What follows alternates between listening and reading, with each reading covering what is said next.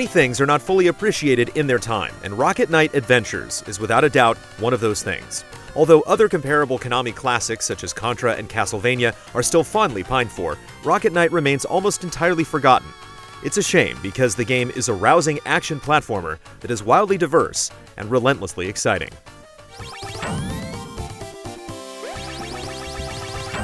In Rocket Knight, you don the shining blue armor of Sparkster, an opossum with a jetpack strapped proudly to his back.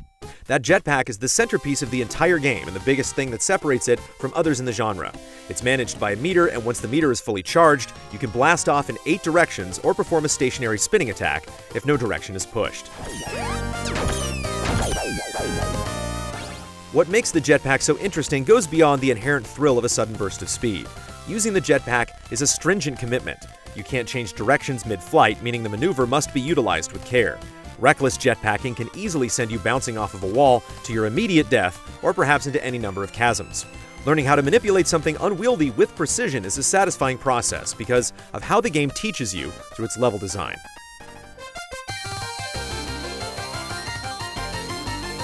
In the starting area, there's little fear of death from falling, and the player is given plenty of room to get used to how the jetpack functions. Enemies are still abundant and dangerous, but because your basic projectile attack is so straightforward and easy to understand, it feels like an appropriate balance between a tutorial and stirring introduction, not unlike the opening stage of Mega Man X. The next area, a burning castle, is a sharp step up.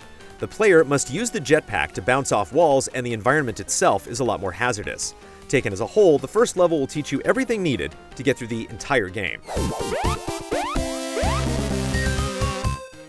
The most remarkable thing about Rocket Knight Adventures is how insistent it is in throwing new things in your face. In just the first level alone, you square off against pig knights in cars, a mechanical dragon in the sky, and some sort of robot worm that crashes through walls. In a later level, you pilot a gigantic mech suit and engage in a one-on-one duel against another. These moments don't feel haphazardly stitched together either. It all starts with an invasion of a kingdom and escalates from there, with transitions between stages helping to contextualize where you are. These short scenes are just enough story to provide purpose without needlessly slowing everything down. For all of its hectic moments, Rocket Knight isn't always about high-flying adventure. One particularly clever section requires you to look at the reflection of platforms that are otherwise out of sight in order to avoid the perilous lava below. Because you're using the reflection of the platforms, it creates the sensation of being upside down. The disorienting view means it's wise to move slowly, a notable change of pace in a game that constantly demands split-second decisions. Such a slow crawl of a section could become tedious if overdone, but like the rest of Rocket Knight Adventures, it doesn't overstay its welcome.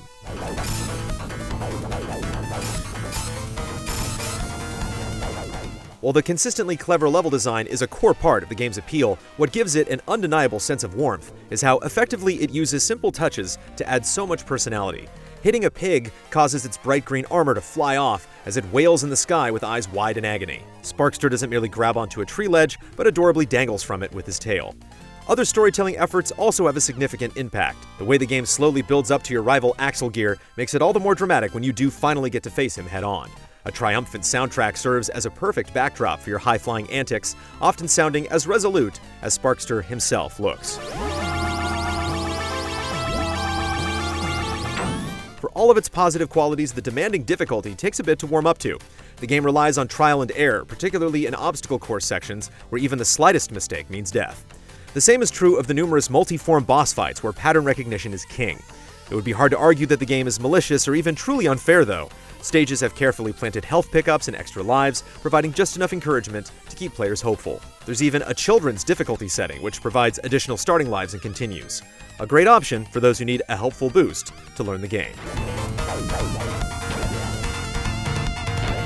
Unfortunately, Rocket Knight Adventures hasn't been re-released outside of the original Genesis version, but cartridges do go for reasonable prices online. The effort to track down a copy is certainly worth it though, because in a lot of ways, Rocket Knight Adventures captures the spirit of the early 90s. It isn't afraid to be outlandish to the point of goofiness, but such a style doesn't feel at all like a front. Although it's easy to dismiss Rocket Knight Adventures as just another action platformer from a time that's full of them, a closer examination reveals a game with an abundance of heart that never overlooks the details.